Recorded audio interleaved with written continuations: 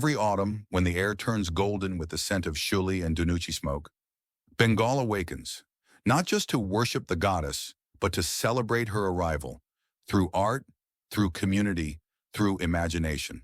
And at the heart of this imagination lies the pandal, a temporary world built from bamboo, cloth, lights, and dreams. We've all seen these, the icons, the headline makers, the ones that dominate Instagram reels and news thumbnails even before the gates open for public viewing.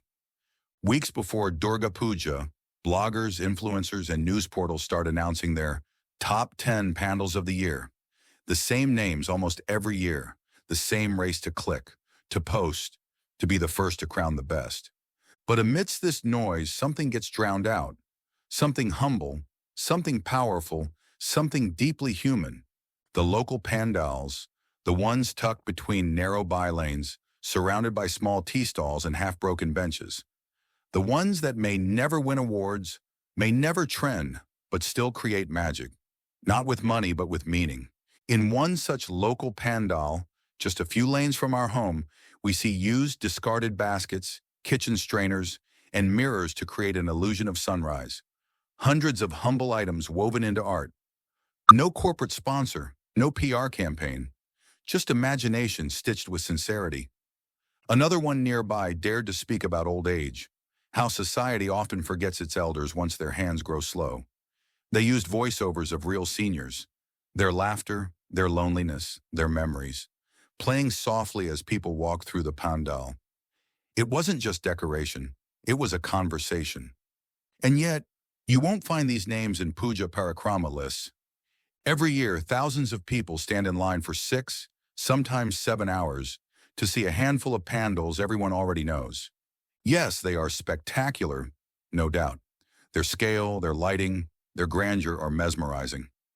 But what about those hidden pockets of creativity in Behala, Kestapur, Dumdum, Garia, or Madhyamgram?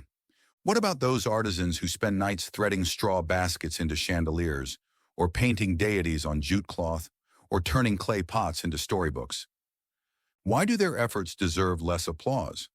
Because art, real art, does not always seek a spotlight. Sometimes it simply wants to be seen, even by a handful of eyes that truly look. The culture of pandal hopping has changed. Once upon a time, it was about discovery, about wandering through unknown alleys and being surprised by what you found. Today, it's about ticking off a list, about following a blogger's map or a viral reel. We've started seeing the festival through someone else's lens, and in doing so, we've forgotten how to look with our own eyes. Learn to skip one of the blockbuster cues, step into your own neighborhood. Follow the sound of dak echoing from a small club at the corner. You might find a pandal built with bamboo baskets, where every weave tells a story of resilience, or one that celebrates craftsmen and farmers, using clay and straw instead of fiberglass.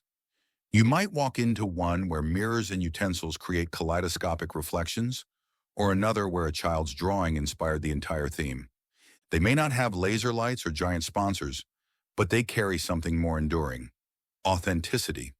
Because Durga Puja is not a competition. It's a collaboration between hands and hearts, between generations, between dreams and devotion. It belongs as much to the global award winner as to the small neighborhood club that paints its pandal overnight after work.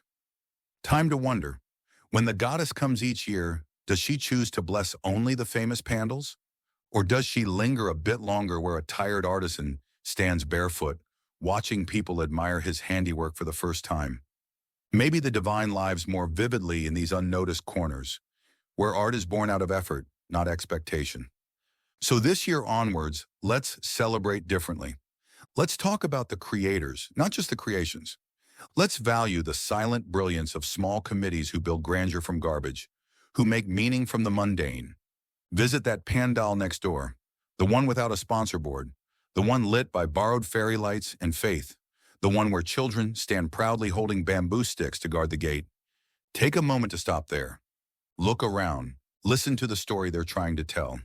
Because somewhere between the shimmer of Kolkata's famous pandals and the simplicity of your neighborhood's unknown masterpiece lies the true spirit of Durga Puja, a spirit that refuses to fade, no matter who wins the awards.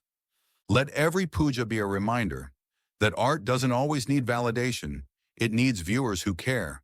So next time you plan your puja parikrama, make room for the unsung pandals, the hidden geniuses, the local stories waiting for your applause.